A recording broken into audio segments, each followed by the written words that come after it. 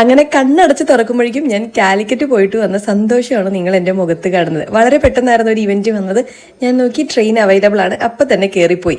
4 മണിക്ക് എഴുന്നേറ്റു, 5 മണിക്ക് പോയി. 6 മണിയുടെ ട്രെയിനായിരുന്നു. ചെറിയ മഴയൊക്കെ ഉണ്ടായിരുന്നു, പക്ഷേ ട്രെയിൻ എറണാകുളത്ത് നിന്ന് എടുക്കുന്നത് കൊണ്ട് തന്നെ എനിക്ക് സീറ്റ് കിട്ടി. അപ്പട്ടം വരെ ഇരുന്ന് നിരങ്ങി പോയിട്ട് നടുവിനൊക്കെ നല്ല ക്ഷീണമുണ്ട്. കോഴിക്കോട് ടൗണിലെത്തി.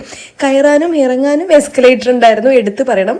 ഒപ്പം എനിക്ക് ഏറ്റവും ഇഷ്ടപ്പെട്ട ഒരു കാര്യം, ഓട്ടോയ്ക്കുള്ള ക്യൂ ആണ് ഇവിടെ തിക്കും തിരക്കും തല്ലൂട്ടും യൂബറൊന്നുമില്ല. എൻ്റെ പിന്നിലും മുന്നിലൊക്കെ ക്യൂ ഉണ്ട്. അങ്ങനെ എൻ്റെ ഊഴം എത്തി, ഞാനൊരു ഓട്ടോ പിടിച്ചു.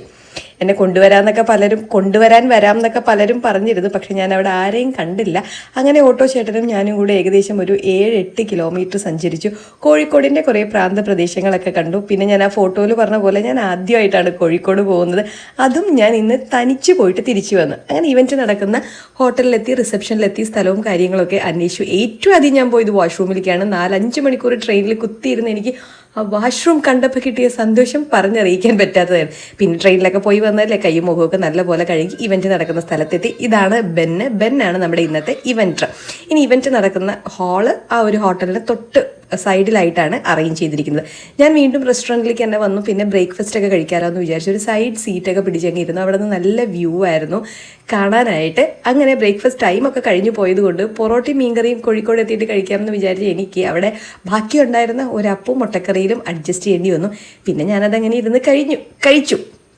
MG കാർസ് ക്ലബ് എന്ന് പറഞ്ഞൊരു ഇവൻ്റാണ്. അതായത് MG മോട്ടോഴ്സിൻ്റെ ഓണേഴ്സ് MGയിൽ നിന്ന് കാറ് വാങ്ങിയിട്ടുള്ള ഓണേഴ്സ് എല്ലാവരും കൂടെ ചേർന്നിട്ടുള്ള ഒരു ക്ലബ്ബാണ്. അവരിങ്ങനെ ഇവൻറ്റുകളും ഡ്രൈവുകളും ഒക്കെ കണ്ടക്ട് ചെയ്യും. ഇന്ന് ഏകദേശം 80 MG കാറ് ഡ്രൈവ് ചെയ്തിട്ട് ഈ ഹോട്ടലിൽ വന്ന് പാർക്ക് ചെയ്യും. അതിനുശേഷമാണ് നമ്മുടെ ഇവൻറ്റ് പരിപാടികൾ.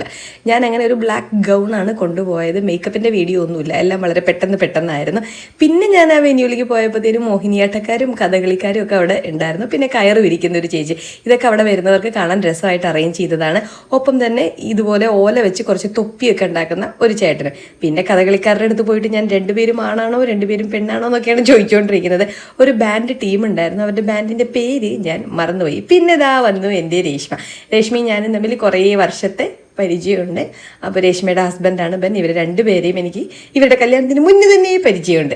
അങ്ങനെ നമ്മുടെ ഇവൻ്റൊക്കെ വളരെ സക്സസ്ഫുള്ളായിട്ട് പോകുന്നതൊക്കെ മുമ്പുള്ള വീഡിയോ ആണ് ഈ കാണുന്നത്. ഇവൻ്റൊക്കെ തുടങ്ങി ഞാൻ എൻ്റേതായ രീതിയിലുള്ള ഇൻട്രോയൊക്കെ പറഞ്ഞു. ആദ്യം തന്നെ നമ്മുടെ മോഹിനിയാട്ടം പെർഫോമൻസ് ആയിരുന്നു.